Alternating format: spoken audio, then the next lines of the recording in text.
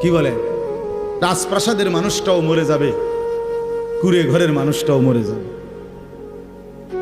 সুখের খাবার যার মুখে সেও মরে যাবে, ভিক্ষার থালা যার হাতে সেও মরে যাবে, যাবে না?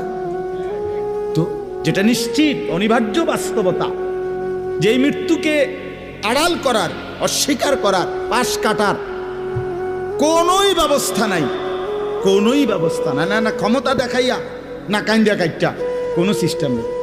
ক্ষমতা দিয়েও মৃত্যুকে ঠেকানো যাবে না, কাইন্দা কাইটাও কি করা যাবে না মৃত্যুকে।